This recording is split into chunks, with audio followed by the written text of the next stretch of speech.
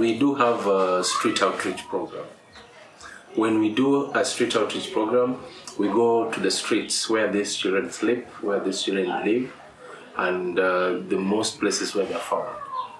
So upon reaching them, we always have a share talk. We talk about health-related issues. We talk about individual feelings, and more so, we get to know the reason why they're in the streets. So based on that, we always have one-on-one so that they can open up to share much about the reason why they're there.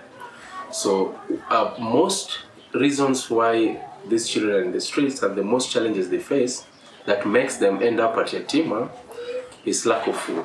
There will be also lack of a shelter. They sleep in the streets, health-related issues, dynamics, that they get sick in the streets.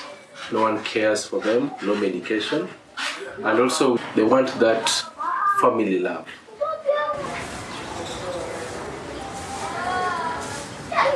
So, our theory of change was rescue, rehabilitate, reintegrate. Yeah.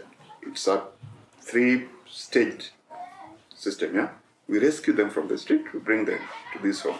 Once we bring them here, we take them through a rigorous counseling therapy sessions with an aim to rehabilitate them from usage of drugs and substances that they had been exposed to, and to tell them about how best and how beautiful it is to live within your family, within your community, and how best it is to get back to school.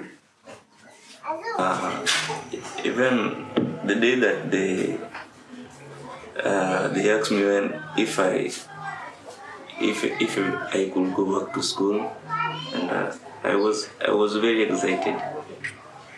And I accepted to, because I knew maybe I would change my life when I accept to go back to school. You see, we talked about teen pregnancy, unemployment, and insecurity. You know, they're intermarried. When these young boys and girls drop out of school, they don't get employed because they have no skills at all. They don't get employed. The number of unemployment increases. Because they're not employed, they look at the individuals who are employed to be having money and they don't have. The insecurity comes in, yeah? Once the insecurity comes in, they steal from these people. They have some cash, flowing cash, which they didn't work for, yeah? This cash, which they didn't work for, they use to lure young girls, you know, because these young girls equally come from households with very mega economic capacity. And so it's a vicious circle. It keeps, drop out of school, get the girls pregnant, steal from the people, so it's becomes a chronic condition within the community. The society we live in is quite dependent on who earns. Whoever earns is the person who is able to support the family. Becomes the prime winner. So if we support a family, if we give skills to that individual who is able to support the family, then we support the family. We have specific households that we listed, the vulnerable households, and we brought them together, and we shared with them that when they pool resources together, the resources are helpful to them. So we do something called VCL, Voluntary Savings and Loan. They bring their resources together, and those resources, they loan themselves form of money. We started a group called Girls Nyale. That is Nyale is empowering, girls empowerment.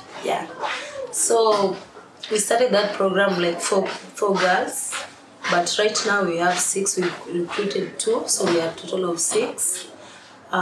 We normally get 200 shillings every Friday. We put in that chama so that it helps us to buy things Like right now, I don't stay with my parents. I stay alone because of courtesy of that program. We've had cases of youth or kids developing chronic illnesses as a result of unhealthy environments. So we do demonstrations because we cannot walk the whole of Nyali to clean. Yeah, but we just show them that it's important to keep the environment safe. And waste management, how best can they manage the waste and how best can they dispose of the waste. These homes, you see these homes, and we don't have those dustbins and what. So the paper bag thing, we need those things to put waste management here. So at least our area can be clean, and those small infection like cholera and what should not remain in our place. Yeah. We also talk about high prevalence on HIV, AIDS, and GBV.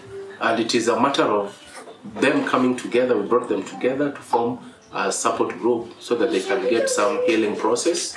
They can get some counseling, therapy at our organization. We run school outreach programs, huh?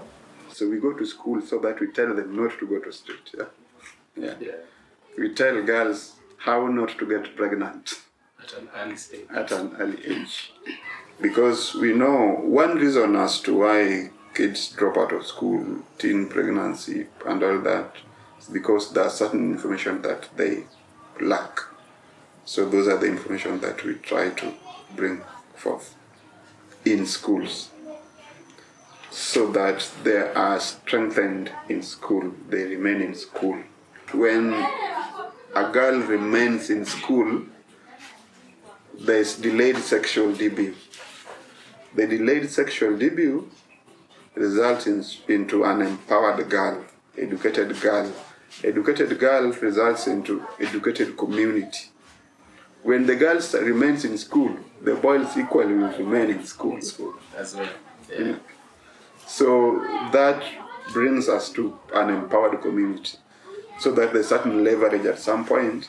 Girls are able to negotiate for whatever they want on a leveled playground, so that boys don't take advantage of girls, because communally the boys have been elevated higher, and that gives them an upper hand in terms of negotiations, so that they become the decision makers on everything.